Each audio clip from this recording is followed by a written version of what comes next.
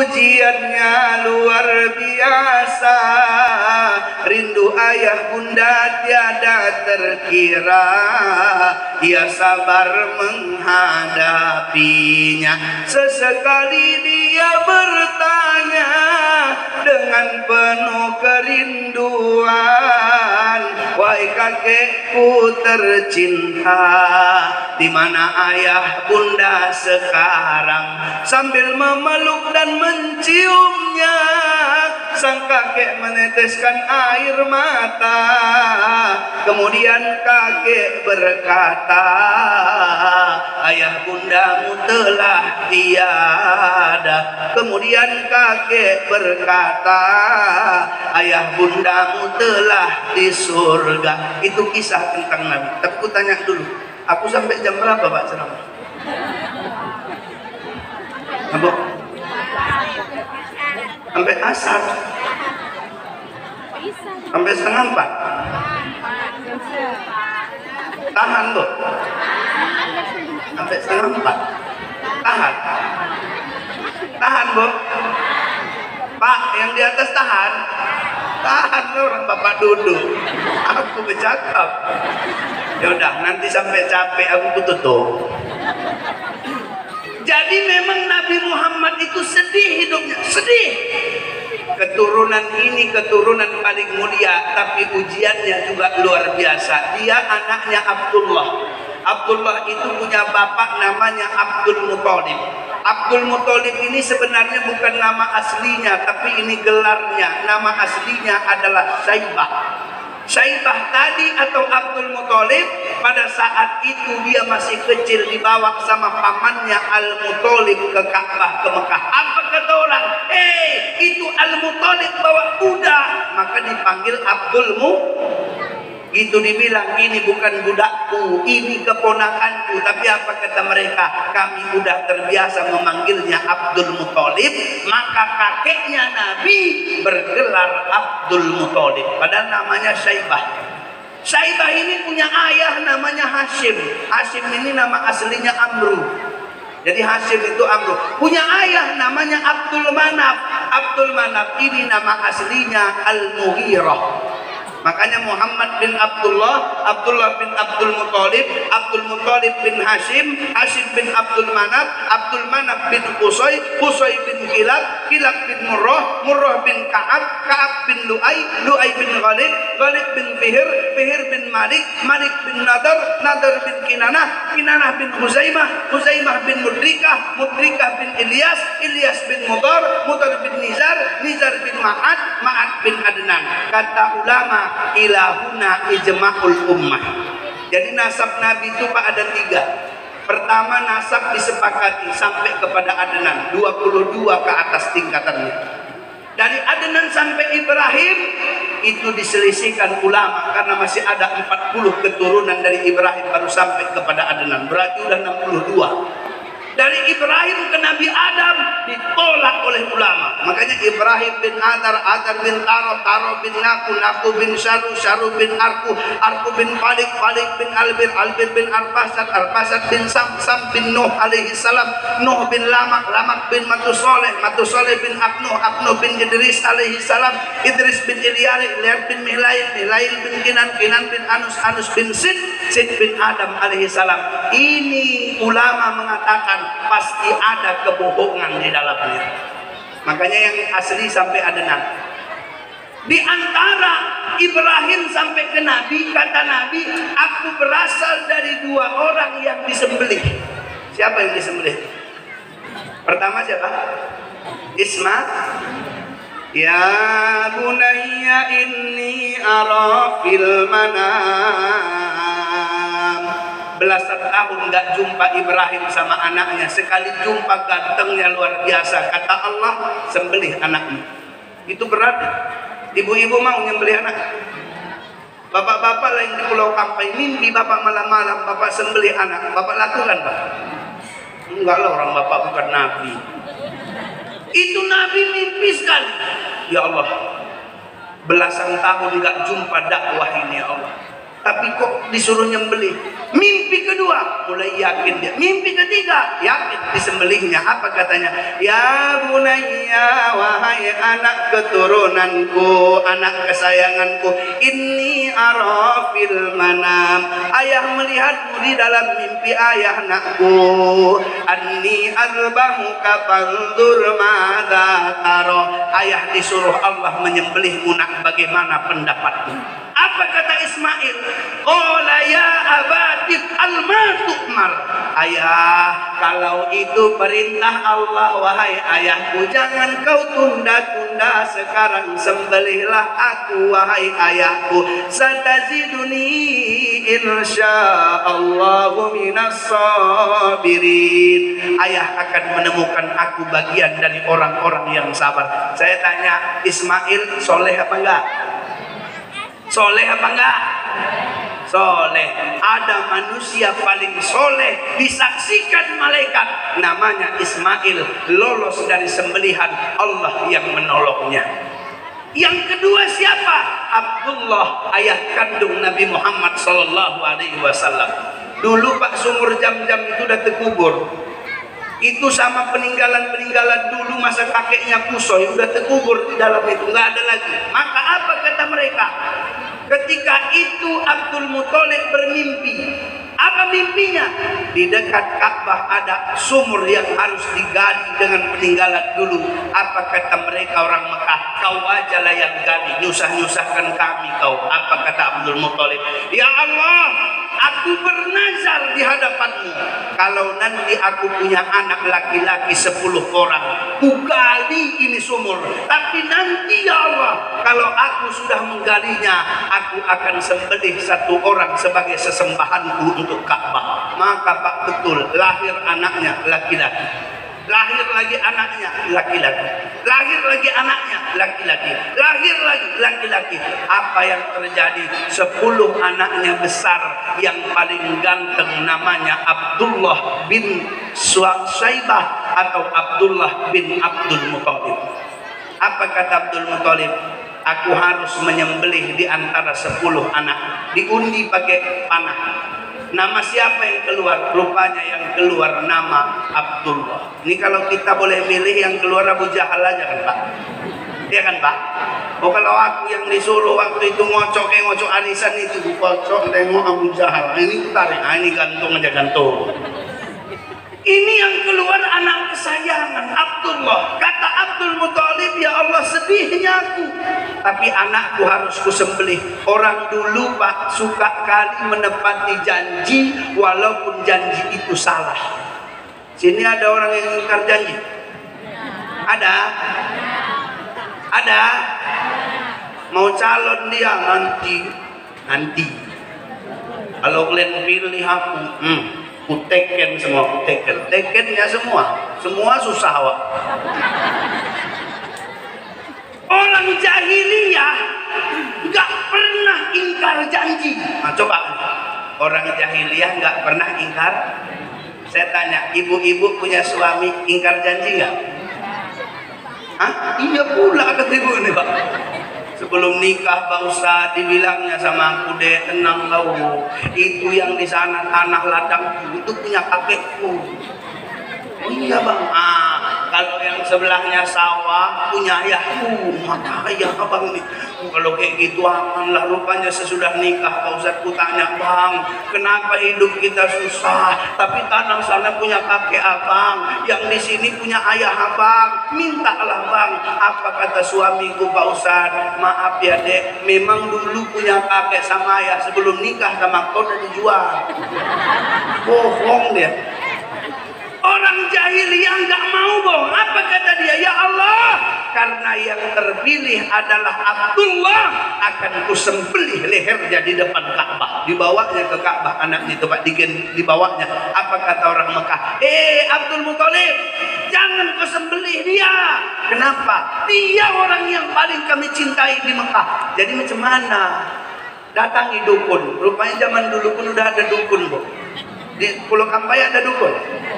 Ada. Ngeri-ngeri sedap juga berceramah. Dukun dulu betul-betul dia berkawan sama jin. Dukun sekarang kadang lain-lain modelnya. Ada orang datang ke tempat dukun sekarang, Assalamualaikum Mbah. Salam Pak. Mbah apa ada kesusahan? Bentar, susah apa? Aku kehilangan kereta Mbak. Tenang kau, biar aku tengok. Orangnya enggak orang jauh. Ada nggak gitu? Orangnya agak-agak hitam kulitnya. Pakai peci, maaf kulit. Anda dukun sekarang kayak gitu. Kalau dukun dulu apa kata dia? Muhammad, Abdul Muthalib. Aku kasih tunjuk kau caranya. Kayak mana caranya? Kau undi dengan panah itu. Kalau 10 ekor unta bisa menebus Abdullah, maka sembelih 10 ekor unta. Kalau tetap Abdullah yang keluar, tambah 10 ekor unta. Dibuat lagi keluar Abdullah, tambah 10 ekor unta. Keluar lagi Abdullah, tambah 10 ekor unta. Sampai 100 ekor unta, barulah keluar unta. Maka pak nyawa Abdullah diselamatkan Allah dengan 100 ekor unta. Maka kata Nabi benar, aku berasal dari 2 orang yang disembelih. Yang pertama Ismail, yang kedua ayah kandungku Abdullah bin Abdul Muthalib. Tapi Nabi kecil jadi yatim. Saya tanya, jadi anak yatim enak nggak? Enak? Tak enak. Ibu-ibu jangankan masih kecil jadi yatim, sekarang aja meninggal orang tua, sedih nggak? Gitu meninggal orang tua, ya Allah, hari raya biasanya ada makku. Ada nggak gitu? Gitu dengar takbir Allahu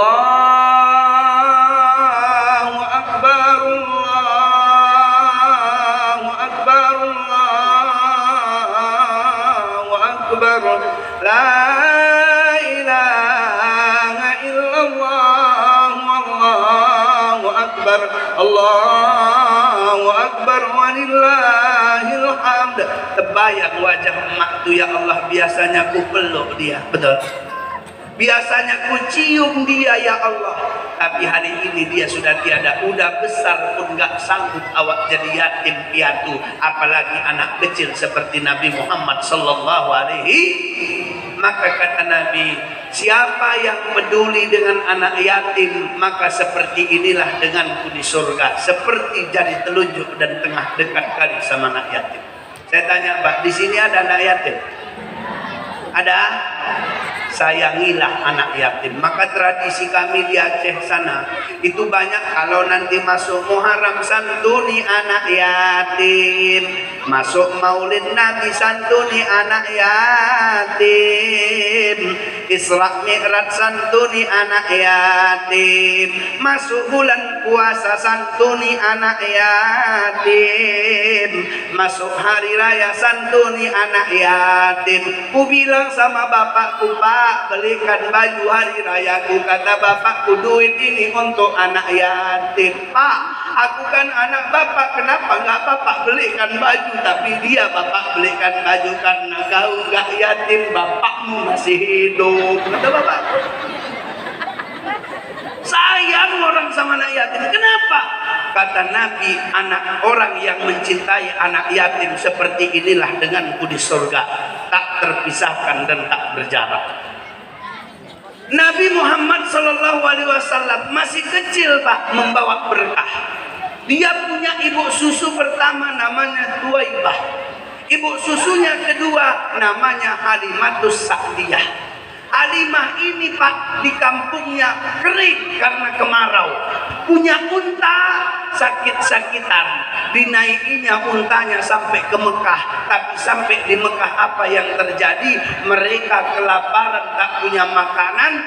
Untanya sudah lemah, tak ada air susunya. Anaknya yang baik dibawanya menangis karena kelaparan. Asi mamaknya tak ada. Tapi dia berani menerima Nabi Muhammad jadi anak susunya. Apa kata dia? Tak apa-apa, ngambil berkahnya aja, ku bawa lah ini Muhammad. Rupanya apa yang terjadi? Gitu sampai ke tenda, Pak, tiba-tiba binatang ternaknya, untanya itu tiba-tiba tegak dan air susunya penuh. Apa kata Halimatus Sa'diyah? Bang, tengok ini bang, katanya sama suaminya, air susu unta ini penuh, peras-peras. ini adalah berkah Muhammad. Jadi kecil aja Nabi udah bawa berkah. Udah siap itu apa lagi? Dibawa balik ke Bani Sa'ad, daerah pegunungan.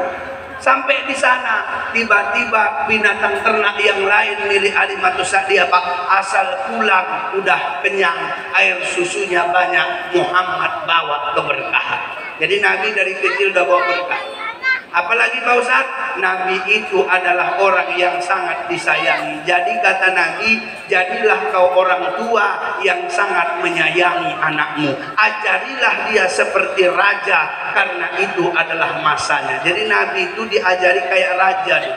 Halimatus Sa'diyah bawa, ayo nak tengok itu, ayo nak tengok itu. Ditanya, mak itu apa? Kata Nabi, oh itu apa? Dijelaskan. Itu apa mak? Itu ini. Itu Nabi pun dulu gitu, suka nanya-nanya. Asal jalan sama Halimah, itu apa, itu apa, itu apa, dijelasnya. Ibu-ibu ada gitu punya nggak? Ada. Kadang-kadang bala itu kan. Mak itu apa mak? Itu bapak kau. Iya mak, itu bapak. Yang di belakangnya apa? Yang di belakangnya pohon mangga. Nah, pohon mangga itu apa mak? Ya pohon ada mangganya. Iya pohon mangga itu apa mak? Pohon, nak pohon. Kenapa dibilang pohon mangga? Karena ada mangganya. Nah mak, tapi pohon mangga apa bedanya mak? Pohon mangga ada mangganya. Terus pohon durian itu mak ada duriannya. Bedanya apa mak? Kau tengok yang satu lembek, satu berduri. Kau kata mama. Nabi memerintahkan ajari anakmu sopan. Jangan bosan karena anak yang banyak nanya biasanya pintar. Aku dulu asal tanya mamaku, mak Nabi Muhammad itu lahirnya kapan mak? Tahun gajah kata mama. Kenapa tahun gajah mak? Karena dulu banyak gajah. Oh, tiba-tiba jumpa aku tengok, kawan-kawan, mamaku bilang Nabi lahir tahun gajah. Kenapa? Karena banyak gajah. Oh pantaslah bapakku kayak kambing. Kenapa? Bapakku lahir punya kambing banyak. Ya Allah, masing-masing. Nabi kecil banyak nanya. Ketika itu Nabi beranjak menjadi anak yang sangat cerdas. Punya paman namanya Abu Thalib. Siapa nama pamannya? Nama pamannya Abu Thalib, nama aslinya Imran. Jadi nama pamannya Abu Thalib, nama aslinya Imran, dijuluki Abu Thalib. Syaibah dijuluki Abdul Muthalib. Amru dijuluki Hashim. Al-Mughirah dijuluki Abdul Manaf. Jadi punya paman penyayang kali namanya Abu. Hidup sama pamannya. Apa yang terjadi? Kata Abu Thalib, asal aku bangun, itu anakku Muhammad sudah membereskan rumah semuanya. Saya tanya, anak usia 8 tahun asal bangun udah beres semua rumah. Mantap nggak tuh? Bu? Oh, Bu? Mantap? Nabi beda dari yang lain. Ketika Nabi usia 12 tahun dibawa ke Syam. Ngapain? Berdagang. Li'ila fi Quraish ila bihim rihlatas syita. Kebiasaan orang Quraisy berdagang di musim panas dan musim dingin.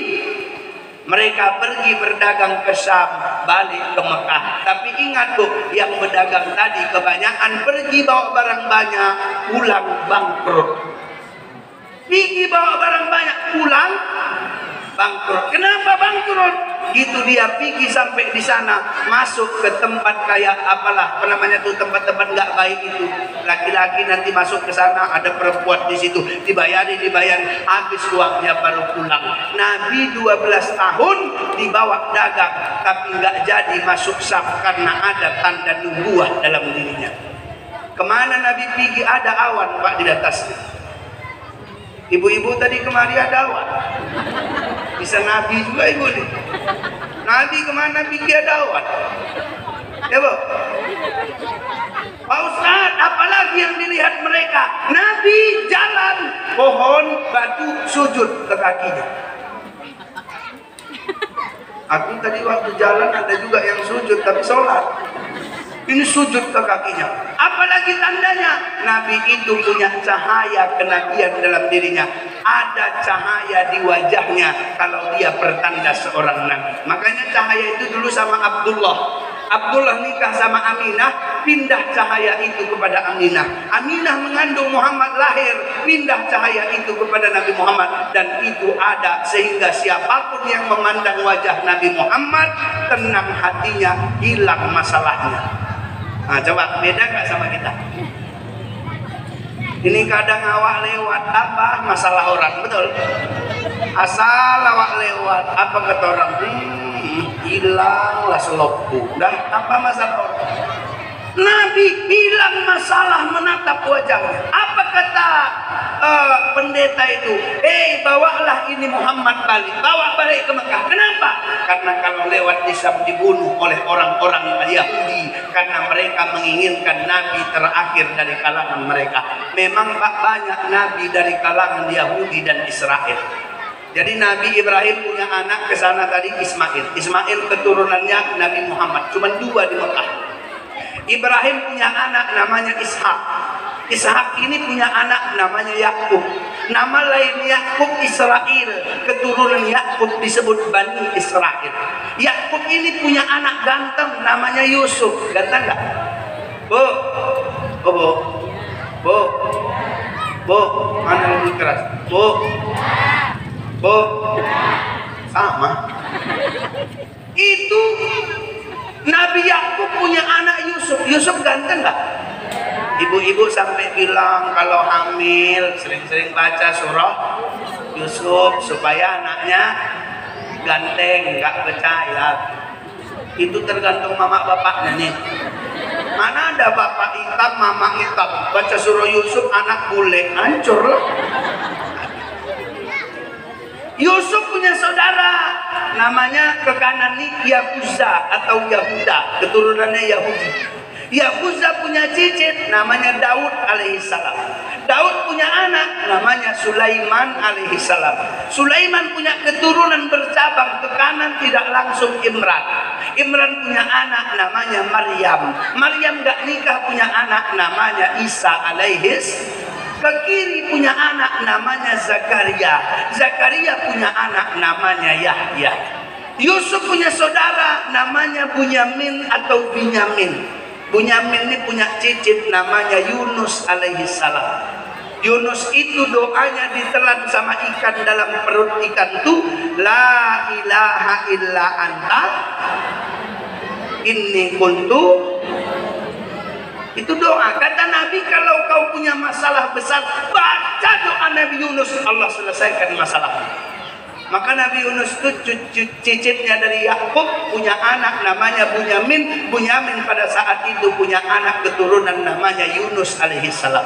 Punya saudara ke kiri Imran. Imran punya anak Musa. Musa punya saudara Harun. Harun punya cicit Ilyas dan Ilyasa. Ini semuanya dari kalangan Bani Israel. Apa kata pendeta? Kalau kau bawa Muhammad pasti dibunuh sama mereka. Akhirnya Nabi dibawa pulang ke Mekah. Sesudah itu di usia 15 tahun Nabi Muhammad sudah ikut dalam medan pertempuran. Umur 15 tahun. Dek, berapa umurmu? Pakai mie. Mie ya? Ini tadi lantang kali dia bercakap dengan Ustaz Somad. Sekarang aku tanya, berapa umurmu? 16. 16. Berapa kali tahan push up? 10. Cemen. 10 Pak. Oke, jalan tahan berapa kilometer? 500 meter. Dia tahan jalan 500 meter. Nabi tahan jalan 500 kilometer. Beda nggak? Beda. Beda. Nabi push up-nya itu luar biasa. Kata Ali, waktu perang Uhud itu sekali diginikan Nabi tangannya tercampak 10 orang ke belakang. Saking kuatnya tenaga Nabi. Tapi waktu itu Nabi Shallallahu Alaihi Wasallam usianya 15 tahun, memang sudah dididik jago perang. Apa tugasnya? Mengambil panah-panah yang ditembakkan musuh. Jadi katanya, paman jangan takut. Kenapa nakut? Aku yang ambil panah mereka. Nanti kau ditembak, enggak apa-apa. Lari Nabi ke tengah, diambilnya panahnya. Ini paman, ditembak dari sana, diambilnya panahnya. Rupanya ada yang nembak ke dia panah itu, ditangkapnya panah itu, kasihnya pamannya. Keren enggak? Ada sini yang bisa nangkap panah, biar tes ada. Ditembak gini sama bapak-bapak tangkap. Innalillahi. Paling gitu Ustaz. Usia Nabi 20 ke 25 tahun, Nabi Muhammad mencoba-coba berdagang, Pak. Kayak mana cara coba-cobanya? Enggak langsung modal besar tapi kecil. Apa kata Nabi? Paman, aku mau ke Syam lah. Syam itu 5 negara. Jadi kayak mana? Aku mau dagang. Terus aku minta modalnya lah, karena Nabi miskin waktu itu. Dikasih modal sama paman, ini sama kau, tapi bagi untungnya. Oke, enggak bagi rugi, bagi untung. Dari kasih, oke, ambil. Paman berapa? Dari aku sekian, ambil. Paman berapa? Dari aku sekian, ambil. Paman, aku beli semua barang di Mekah, aku bawa ke Syam tujuan. Iya, dibawa ke Nabi lah, ikut rombongan biasa. Tapi apa yang terjadi? Nabi dengan rombongannya cuman butuh 1 hari menghabiskan semua barang dagangan. Asal ada yang membeli, sekian, ambillah. Sekian, ambillah. Sekian, ambillah. Sampai orang itu bilang, Muhammad ada untungmu? Ada. Kenapa? Karena orang yang paling baik berdagang gak terlalu sulit menawar dan gak terlalu sulit memberikan gak terlalu sulit mengkorting dari semua yang diberikannya. 20.000, 15 ya Pak, ambillah. Nah gitu kan. 20 Pak, 15, ambillah. Akhirnya apa? Habis semua barang dagangan. Kata Nabi, aku langsung pulang. Yang lain masuk diskotik, Nabi pulang. Itu Nabi pulang, beli lagi barang dagangan. Di Mekah butuh makanan pokok, dibelinya semuanya, bawa lagi ke Mekah. Sampai di Mekah, Bapak mau? Iya mau, ambillah. Bapak mau, ambillah. Akhirnya apa? Untungnya banyak. Maka kata Nabi, manusia yang paling baik jadi pedagang, dia tidak sulit membeli, tidak sulit menjual. Nggak usah banyak kali untung, yang penting laris. Ada nggak gitu? Ada orang kayak Nabi Syarah, untungnya 2 kali lipat. Awak tanya, Pak, Ibu berapa harga peci ini? 100 saja Pak. Katanya, aku kebetulan nggak pakai peci waktu beli itu. Aku kan kalau nggak pakai peci, pakai bintang film. Itu bilang, ini 100. Aku bilang, boleh kurang nggak? Enggak Pak, ini memang modalnya sama kainnya memang bagus ini peci. Jadi modalnya pun memang 100. Loh kok Ibu jual 100? Iya Pak, karena Bapak penglaris pembeli pertama, jadi aku kasih 100. Oh, aku pakai peci tadi, dalam hati ini murah nih modelnya. Itu aku pakai peci tadi, rupanya tanda. Bapak Ustadz India itu ya? Iya Bu, aku bilang. Nggak jadi 100 lah Pak. Dia berapa? Aku bilang 60 aja. Kanci Bali wah itu. Tadi 100, ini 60. Ikuti cara dagang Nabi. Akhirnya apa? Nabi terkenal. Apa itu? Ada orang jujur dari Mekah, gantengnya luar biasa. Dia berdagang ke Syam, balik ke Mekah, bolak-balik. Akhirnya terdengar di telinga Siti Khadijah, manusia paling mulia dan paling kaya waktu itu. Apa katanya? Maisarah, sini. Maisarah itu laki-laki. Ya wahai tuanku, kau selidiki dulu Muhammad itu kayak mana? Dia selidikilah Nabi. Lapor dia, lapor tuanku. Apa itu? Muhammad manusia paling ganteng dan dia manusia paling baik. Memang kalau cerita ganteng Nabi keren ya, gak ada imbangnya. Kata Aisyah, orang yang menyucuk-nyucuk tangannya, mengiris-ngiris tangannya ketika melihat Yusuf, kalau dilihatnya wajah suamiku Muhammad, bukan tangannya dia iris, dadanya dia cucuk-cucuk karena terhipnotis dengan gantengnya Muhammad. Itu Nabi. Ketika itu apa kata Khadijah? Kalau dia tampan nggak ada masalah, karena kita nggak nyari tampannya. Tapi kalau dia jujur, suruh dia bawa barang daganganku. Kata Nabi, aku mau. Dibawalah barang dagangan Khadijah sampai ke Syam. 1 hari habis semua barang dagangan. Balik ke Mekah, bawa dagangan lagi, habis. Dibaginya Khadijah. Ini untungnya. Apa kata Khadijah? Kok banyak kali? Karena memang aku menjualnya tidak mengambil untung banyak, tapi orang yang ngasih untungnya. Khadijah geleng-geleng kepala. Kata Khadijah sama Maisarah, coba kau tanya dulu, Muhammad itu udah ada istrinya belum? Kalau belum ada, aku mau lah. Rupanya boleh Pak perempuan itu ngomong duluan, tapi jangan dia yang bercakap. Ini kadang perempuan sekarang jontik-jontik, pala apa? Asal nengok orang ganteng, lancip. Dia bilang, Pak, apa? Kasih tahu sama abang itu kalau dia mau ngelamar aku mau. Itu nggak apa-apa. Khadijah gitu dulu. Coba tanyakan. Kalau memang dia nggak ada yang punya, tanya dia mau nggak sama Khadijah. Rupanya gitu ditawarkan, Nabi bilang maulah. Udah siap itu nikah Nabi, maharnya 20 ekor unta. Saya tanya, mana lebih kaya Nabi dengan Khadijah? Oh, mana lebih kaya Nabi sama Khadijah? Khadijah, hartanya begitu banyak. Tapi apa yang terjadi? Khadijah mengatakan, semua hartaku kini jadi milikmu, hai suamiku. Silakan kau pakai sesuka hatimu. Ibu-ibu mau gitu? Enggak percaya aku. Ibu bilang, bang sadar diri kau, makan aja aku yang beli beras. Kan lancip baru beras. Bagaimana Khadijah dengan Nabi?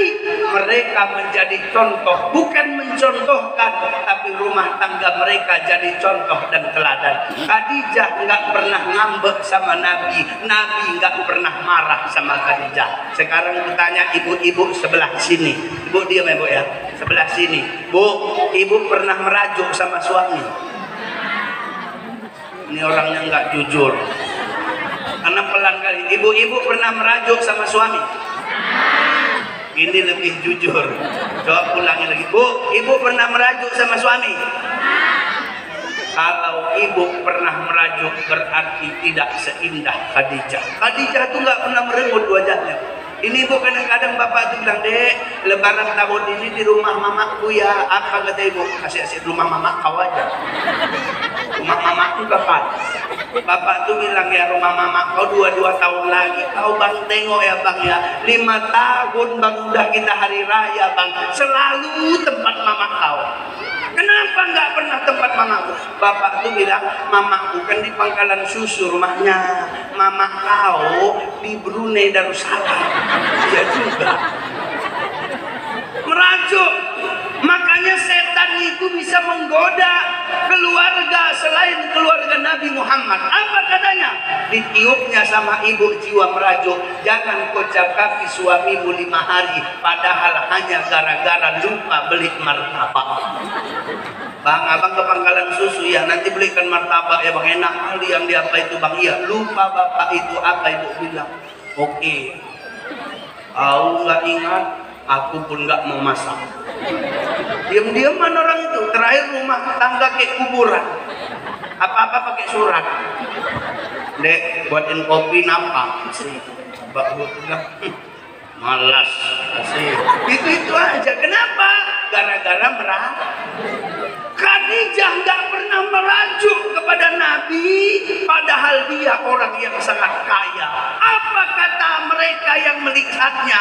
Khadijah, pulang Nabi sudah nyiapkan air di depan rumahnya. Kalau musim dingin, diambilnya air hangat, dicucinya kaki Nabi, dia merunduk di depan suaminya, padahal dia orang paling terhormat di Mekah. Apa kata orang-orang itu? Khadijah, kok nggak malu? Orang kaya kok merunduk kepada suamimu Muhammad. Apa kata Khadijah? Aku ini adalah istri. Kalau istri surgaku suami, maka aku nggak malu merunduk kepada dia. Gak usah ibu. Pak, oh pak, pak, bapak pernah dicucikan ibu nih kaki bapak pakai air hangat? Apa? Jangan ibu yang jawab. Pak, oh pak, bapak pernah dicucikan ibu kaki bapak pakai air hangat? Enggak pernah. Balik dari sini cuci bu, cuci. Ya bu, benar-benarlah Khadijah menggambarkan romantis dengan Nabi. Apalagi Pak Ustaz, Khadijah kalau di dekat Nabi senangnya hatinya. Nabi jauh dari Khadijah, rindu kepada Khadijah. Itu profil hebat. Makanya dulu karena Nabi nggak bisa nyanyi dangdutnya. Kalau nyanyi Nabi itu, apa kata Nabi? Bila kamu di sisiku hati rasa syahdu. Tereng tereng tereng tereng tereng tereng. Ya, itu Nabi Pak romantis sama Khadijah, saling merindukan. Makanya orang kalau nikah doanya Allahumma alif bainahuma kama alafta bainan nabiyina Muhammadin sallallahu alaihi wasallam ma'a Khadijatil kubra wa Aisyatur ridha. Jadikan rumah tangga mereka ya Allah seperti rumah tangga Nabi dan Khadijah. Itu Nabi Khadijah juga pernah berantem 25 tahun pernikahan. Saya nggak yakin kita ini nggak pernah berantem sama pasangan. Pernah enggak? Ustaz Ramadan pernah, nggak usah ditanya, malas aku jawab. Semua orang pernah berantem sama pasangan, tapi tidak dengan Nabi dan Khadijah. Waktu itu Khadijah bilang, suamiku, janganlah kau keluar rumah, ini musim dingin. Kata Nabi, aku mau ke Gua Hiro dek, bertahanus, menenangkan hati, membaca alam sekitar. Jangan bang, ini musim dingin. Nabi tetap pergi ke sana. Pulang, Nabi menggigil kedinginan. Apa kata Khadijah? Sini bang, diambilkannya air hangat, diselimutinya Nabi, nggak ada dibahasnya sampai dia mati. Kenapa Nabi kedinginan? Ibu-ibu kalau kayak gitu, bang jangan keluar rumah, ini musim dingin, angin kencang. Jangan bang, jangan melaut ya bang, angin kencang. Apa biasanya orang udah lama laut kok. Jangan bang, jangan. Rupanya tenggelam bapak di sana. Udah siap itu ditolong orang, dibawa ke rumah. Sampai di rumah apa ibu bilang? Mampus kau. Udah aku bilang jangan melaut kau. Beda Khadijah, nggak ada dibahasnya. Padahal itu hal yang mudah dibahas. Tapi apa? Pura-pura dia lupa kalau dia pernah melarang Nabi bertahanus ke Gua Hiro. Maka ibu-ibu contoh Khadijah. Pak Ustaz, kalau bapak-bapaknya kayak mana? Contoh Nabi Muhammad sallallahu alaihi wasallam. Kayak mana Nabi? Ganteng Pak. Nabi itu manusia paling ganteng. Asal dia jalan, ibu-ibu sama anak gadis pasti terdiam, cuman menatap wajahnya. Apa kata mereka? Ya Allah, ada ciptaan seindah ini. Itu Nabi Muhammad. Tapi Nabi nggak mata keranjang, nggak laku sama pelakor. Ya kan Bu? Bu, ini kadang bapak nih muka udah nggak seberapa, jalan ke laut pakai baju biasa, ada ibu-ibu di situ janda pula, senang bapak tuh natapnya, berarti tak mencontoh Nabi Muhammad sallallahu alaihi. Apalagi Pak Ustaz, rumah tangga Nabi dengan Aisyah. Nah ini tadi kalau ini Khadijah, ini Aisyah. Aisyah itu Pak nikah dengan Nabi usianya muda kali. Nabi meninggal 63 tahun, Aisyah umurnya 18 tahun. Ini saya baca dalam kitab, nama kitabnya Wasailul Wusuli ila Sama'il Rasulillah sallallahu alaihi wasallam, yang ditulis oleh Syekh Yusuf bin Ismail An-Nabahani, lahir tahun 1265 Hijriah, wafat tahun 1350 Hijriah. Meninggal Nabi usia Aisyah 18 tahun. Muda apa enggak Pak? Muda, tapi apa? Nabi sangat menghormati Aisyah. Apa kata Aisyah? Aku itu terharu kali jadi istri Nabi. Kenapa? Nabi bangun sholat tahajud, izin sama aku mau sholat. Bapak-bapak ini kan bilang, dek, yang harus izin keluar rumah kau, bukan Nabi. Betul nggak? Coba saya tanya, ibu kalau nggak diizinkan bapak ke pangkalan susu, ibu pergi meninggal di tengah laut, mati syahid atau sangit? Sangit. Apa kata bapak nih? Dek, jangan kau keluar rumah hari ini. Bang, aku mau ke pangkalan susu. Nggak boleh pergi. Apa pula hak kau ngelarang-larang bang? Aku suamimu. Biarin aja, aku pergi aja. Pokoknya kalau kau satu langkah dari rumah, ku ceraikan kau, jatuh talak sama kau. Emangnya gue pikirin, pergi bu itu tadi. Itu satu langkah dia jatuh talak satu pada cerai itu. Tapi kalau ibu kayak gitu bisa. Bang, kau mau kemana? Mau ngopi. Jangan pergi bang, aku mau ngopi kok, jangan pergi. Kalau abang berani pergi dari rumah, satu langkah jatuh talak satu sama abang. Kenapa? Jatuh? Enggak. Lompat-lompat bapak tuh depan ibu, berenang dia di situ, balik lagi jejeknya ibu nggak jatuh talak. Pak Ustadz, kalau gitu suami kalau pergi nggak perlu bilang istri, perlu. Karena Nabi untuk sholat tahajud aja bilang sama istrinya. Apa waktu itu kata Nabi? Bangunlah Nabi malam-malam, kata Aisyah. Ketika bangun dibilangin sama aku, Aisyah istriku, iya wahai suamiku, aku izin ya mau sholat tahajud. Apa kata Aisyah? Bang, aku hidup sama abang sudah sangat bahagia, tapi aku jauh lebih bahagia kalau lihat abang bahagia.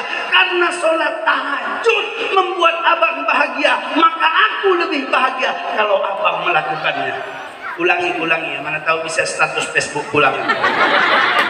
Ini Aisyah ini hebat berkatanya. Wahai istriku, kata Nabi kepada Aisyah, abang izin ya mau sholat tahajud. Apa kata Aisyah? Bang, aku hidup sama abang sudah sangat bahagia, tapi aku jauh lebih bahagia kalau lihat abang bahagia. Karena sholat tahajud membuat abang bahagia, maka aku lebih bahagia kalau abang melakukannya. Keren gak? Itu tandanya Aisyah lebih bahagia kalau Nabi bahagia, betul? Makanya ibu misalnya nggak suka jengkol, bapak suka, ibu marah bapak makan jengkol, sekarang berubah. Dek, masakin jengkol napa? Apa ibu bilang? Bang, aku hidup sama bang sudah sangat bahagia, tapi aku jauh lebih bahagia kalau abang bahagia. Karena jengkol membuat abang bahagia, maka aku jauh lebih bahagia kalau abang melakukannya. Bisa enggak? Bisa. Berarti ibu belum kayak Aisyah. Apalagi Pak Ustaz, Aisyah itu nggak pernah minta dibelikan perhiasan oleh Nabi Muhammad Sallallahu Alaihi Wasallam. Bang, nggak usah kau beli emas, kata Nabi, kau kan masih muda, kau belikanlah emas sama kau. Apa kata Aisyah? Jangan bang, pakai aja untuk kemaslahatan umat. Aisyah nggak pelit, suaminya dermawan. Ada kadang kita nih Pak suami dermawan, bini pelit, ada. Aisyah dapat harta bersama Nabi waktu perang itu 1000 keping emas. Kalau di total hartanya itu bisa sampai 100 miliar. Karena 1000 keping emas, 1000 ekor unta, itu 100 miliar dia dapat. Apa kata Nabi? Dek, ada makanan di rumah. Kenapa bang? Ada nggak? Ada. Sampai kapan cukupnya? Sampai besok. Ya udah, ini uang semua yang ku dapat ku sedekahkan untuk orang susah. Apa kata Aisyah? Silakan bang, sedekahkan semua. Ibu-ibu bisa gitu.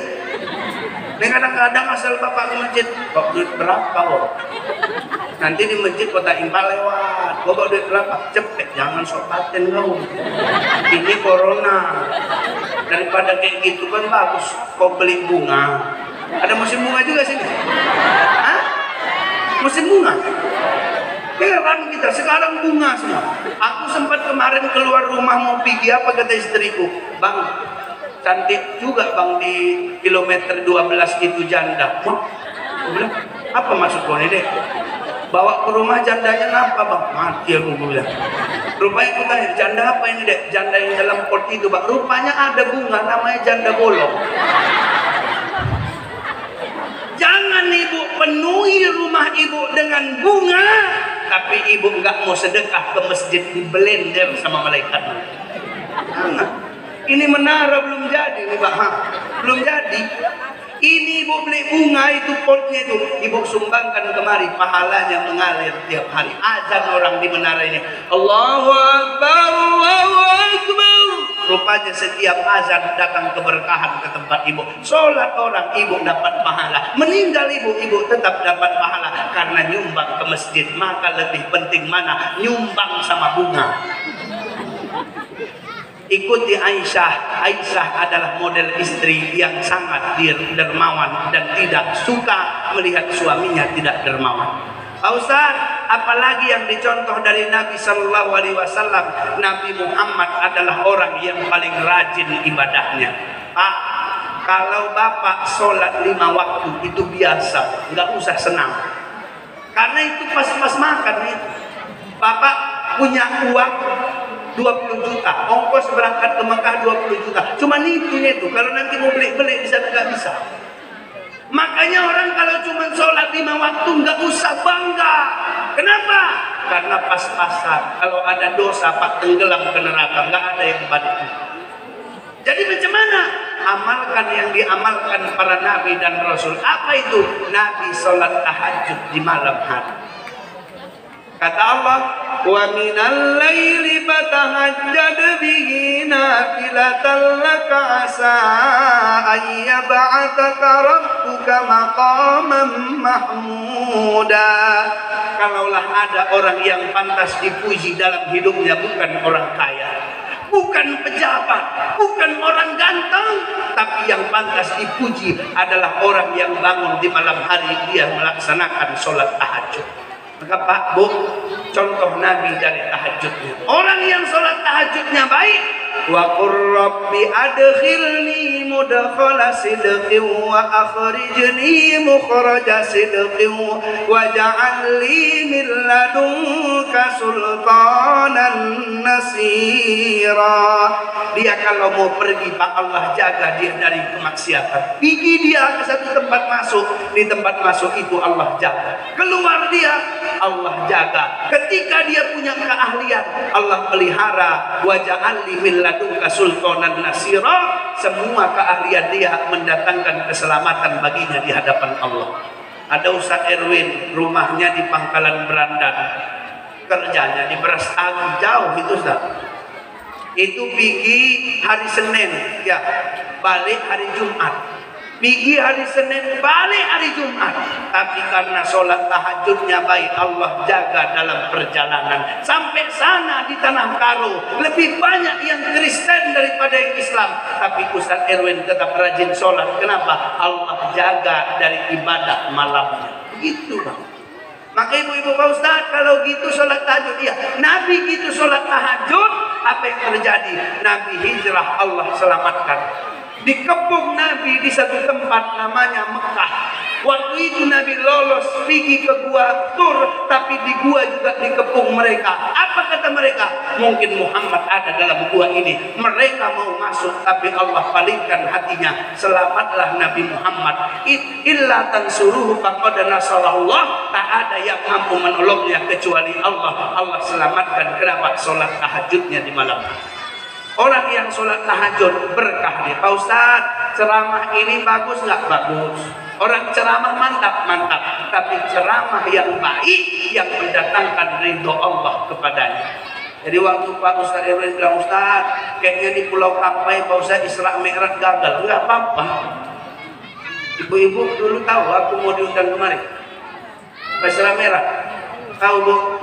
Jadi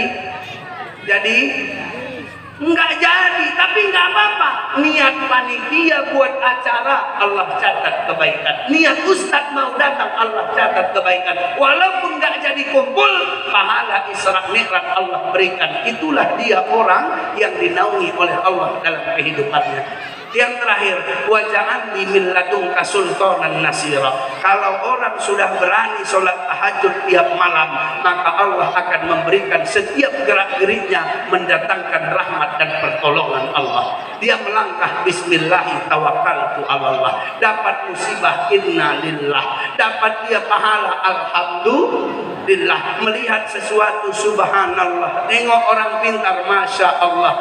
Ketika terkejut astagfirullah, Allah jaga dari sifat buruk dan semua kelakuannya mendapatkan keberkahan. Maka Bapak Ibu, itulah inti dari Maulid Nabi. Pertama, kita paham tentang Nabi dan keluarganya. Yang kedua, kita bisa menjadikan Nabi teladan dalam keluarga berumah tangga, dalam kehidupan bersosial maupun dalam kemanfaatan untuk umat. Yang ketiga, rajin-rajinlah sholat tahajud karena Allah sayang dan malaikat memuji orang yang rajin sholat tahajud. Assalamualaikum warahmatullahi wabarakatuh. Kita